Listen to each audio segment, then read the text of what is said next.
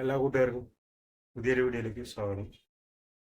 ഇന്ന് നമ്മൾ നിങ്ങളോട് ഷെയർ ചെയ്യാൻ ഉദ്ദേശിക്കുന്നത് നമ്മുടെ എൻ പി കെ എങ്ങനെ നമുക്ക് നമ്മളെ അടിയനയും ചെടികൾക്ക് ഉപകാരമാവും, അല്ലെങ്കിൽ എൻ പി കെനെ പറ്റിയിട്ട് നമുക്ക് കൂടുതലായിട്ട് അറിയാം. നിങ്ങളുടെ വീടുകളിൽ ഉപയോഗിക്കുന്നുണ്ടാവും, ചിലപ്പോൾ എൻ പി കെ ഉപയോഗിക്കാറുണ്ടാവും. എല്ലാ ചെടികൾക്കും പ്ലാന്റ്സിനും എല്ലാത്തിനും നമ്മൾ എൻ പി കെ ഉപയോഗിക്കാറുണ്ട്. നമ്മൾ എൻ പി കെ ഉപയോഗിക്കുമ്പോൾ അതിന് എങ്ങനെ ഉപയോഗിക്കണം, ഏതൊക്കെ തരം എൻ പി കെ ഉപയോഗിക്കണം, നമ്മളെ ചെടികൾക്ക് അല്ലെങ്കിൽ നമ്മളെ പ്ലാന്റ്സിന് ഏതൊക്കെ സമയത്ത് ഏതൊക്കെ രീതിയിൽ ഉപയോഗിക്കണം എന്നും നമ്മൾ വിശദീകരിക്കുന്ന ഒരു വീഡിയോ ആണ്. അപ്പോൾ നമ്മളെ ചാനൽ ആദ്യമായിട്ട് കാണുന്നവരാണെങ്കിൽ സബ്സ്ക്രൈബ് ചെയ്യുക, ലൈക്ക് ചെയ്യുക, ഷെയർ ചെയ്യുക, കമൻറ്റ് ചെയ്യുക, എല്ലാ കാര്യങ്ങളും ചെയ്യുക.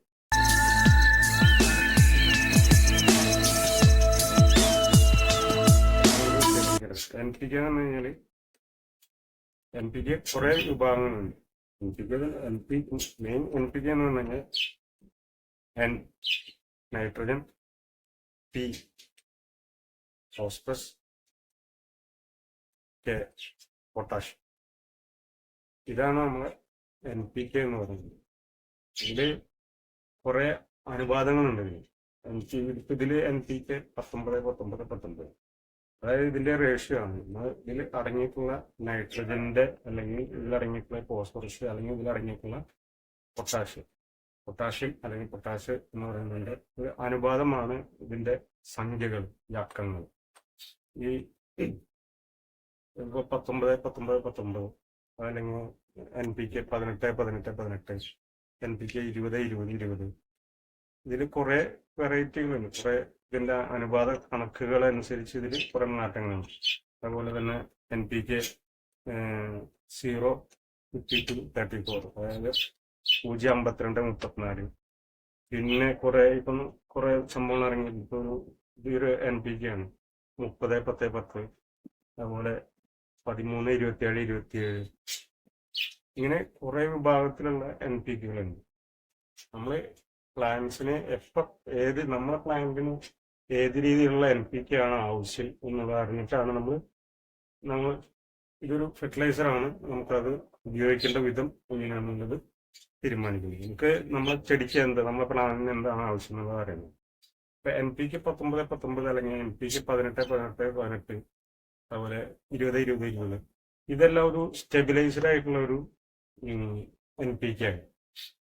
നമുക്ക് ചെടികളുടെ മൊത്തത്തിലുള്ള ഒരു വളർച്ചയ്ക്കും അതുപോലെ ലീവ്സ്, അതായത് ഇലകൾ നന്നായി വരുന്നതിനും, അതുപോലെ ചെടി മൊത്തത്തിലൊന്ന് വളർന്നു കിട്ടാനായിട്ടുള്ള, അതായത് ഒരു ഗ്രോത്ത് സ്റ്റേജിൽ, അതായത് ചിലപ്പോൾ നമ്മളെ ചെറിയ ചെറിയ പ്ലാന്റ്സുകൾ ഒരു സീഡ്ലിംഗ് മുതൽ മെച്ചേർഡ് ആവാനായിട്ടുള്ള ഒരു ഫെർട്ടിലൈസറാണ് ശരിക്കും എൻ പി കെ 19-19 അല്ലെങ്കിൽ 20-20, 18-18 എന്നുള്ള വളങ്ങൾ.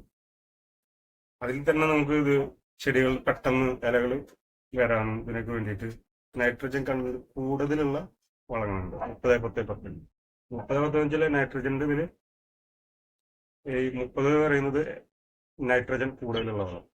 അതുപോലെ ഫോസ്ഫറസ് 10-10, പൊട്ടാഷ്യം 10. ഇതൊരു നമുക്ക് പെട്ടെന്ന് നൈട്രജൻ കൂടുതൽ, ചെടികൾക്ക് നൈട്രജൻ കൂടുതൽ എന്ന് പറഞ്ഞു കഴിഞ്ഞാൽ നമ്മളെ ബ്രാഞ്ചുകൾ പെട്ടെന്ന് ഡെവലപ്പ് ചെയ്യുക, അല്ലെങ്കിൽ അതിൽ ഇലകൾ പെട്ടെന്ന് ഡെവലപ്പ് ചെയ്യുക, അതിനൊക്കെ ഉപയോഗിക്കുന്നതാണ് ഈ 30-10-10. പിന്നെ അടുത്തൊരു സെക്ഷൻ എന്ന് പറഞ്ഞു കഴിഞ്ഞാൽ എൻ പി കെ 0-52-34. ഇത് മോണോ പൊട്ടാഷ്യം ഫോസ്ഫേറ്റ് ആണ്.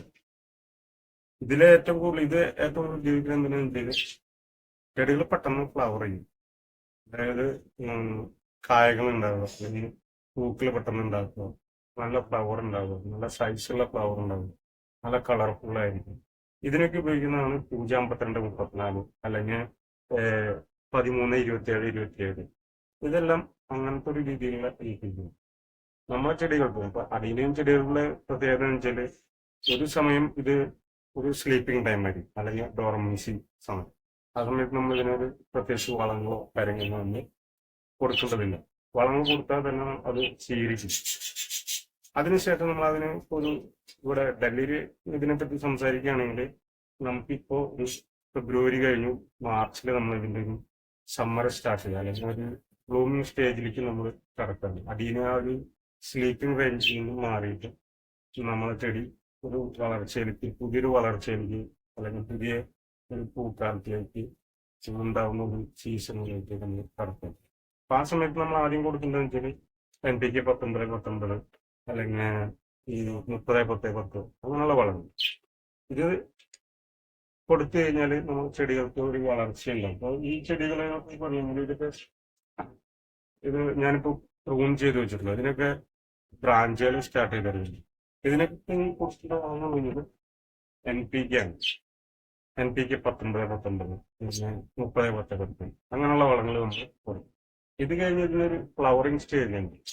ഇതിൽ നിന്ന് പെട്ടെന്ന് ഫ്ലവറുകൾ വരണം, അല്ലെങ്കിൽ പെട്ടെന്ന് നല്ല സാധാരണ പ്ലാന്റ്സിന് കായ്ഫലങ്ങൾ ഉണ്ടാകണം, അത് നല്ല ഗുണമേന്മയുള്ളതാണ്. അങ്ങനെയുള്ള കാര്യങ്ങൾക്ക് നമ്മൾ 052-34 അല്ലെങ്കിൽ 13-27-20 അങ്ങനെയുള്ള കൂടിയ, അതായത് ഫോസ്ഫറസും പൊട്ടാഷ്യം കൂടുതൽ കണ്ടന്റ് കൂടുതലുള്ള NPK നമ്മൾ കൊടുക്കുക. ഈ പൊട്ടാഷ്യം അല്ലെങ്കിൽ ഫോസ്ഫറസ് കണ്ടന്റുകൾ കൂടുതലുണ്ടെങ്കിൽ നല്ല ഫ്ലവറുകൾ ഉണ്ടാവും, നല്ല പെട്ടെന്ന് തന്നെ ഫ്ലവറുകൾ ഉണ്ടാവും, അല്ലെങ്കിൽ കായഫലങ്ങളുണ്ട്. അത് നിങ്ങൾക്കിത് മനസ്സിലായിട്ടുണ്ടാവും വിചാരിക്കും. ഇത് കൂടാതെ നമുക്ക് ഓർഗാനിക് ആയിട്ട് ചെയ്യുന്ന NPK നമുക്ക് വീട്ടിലുണ്ടാക്കുന്നത്. അതായത് നമ്മൾ ചാണകം നല്ല ഉണക്കി പൊടിച്ചു, ഇപ്പോൾ ഇവിടെ കിട്ടുന്ന തരത്തിലുള്ള ചാണകങ്ങളാണ് നമ്മൾ നന്നായി പൊടിച്ചു കഴിഞ്ഞാൽ നല്ലൊരു NPK. അതുപോലെ നമ്മളെ വീട്ടിലുണ്ടാകുന്നതാണ് നമ്മളെ ചായയുടെ വേസ്റ്റ്. നമ്മൾ ചായ അരിച്ച് കഴിഞ്ഞാൽ ചായപ്പൊടിയുടെ വേസ്റ്റ്, ചായ ഉണ്ടാക്കി കഴിഞ്ഞാൽ വേസ്റ്റ്. അതുപോലെ തന്നെ അതിൽ നമുക്ക് ആഡ് ചെയ്യാം നമ്മളെ മുട്ടത്തോട് പൊടിച്ചത്, നല്ല കാൽഷ്യം കിട്ടുന്ന ഒരു സംഭവം. പിന്നെ നമുക്കിതിൽ വേറെ ഫ്ലവറിങ്ങിന് വേണ്ടിയിട്ട് നമുക്ക് ഉപയോഗിക്കുന്നതാണ് നമ്മളെ പഴത്തൊലി ഉണക്കിപ്പൊടിച്ചത്. ഇത് നല്ലൊരു പൊട്ടാഷ്യവും ഫോസ്ഫറസും കൂടിയിട്ടുള്ള ഒരു ഫെർട്ടിലൈസറാണ്, പഴത്തിന് ഉണക്കിപ്പൊടിച്ചത്. പിന്നെ വേണമെങ്കിൽ നമുക്കതൊരു ലിക്വിഡ് ഫോർമുല, പഴത്തിൽ നമുക്ക് ലിക്വിഡ് ഫോർമുല നമുക്ക് അപ്ലൈ ചെയ്യാൻ പറ്റും.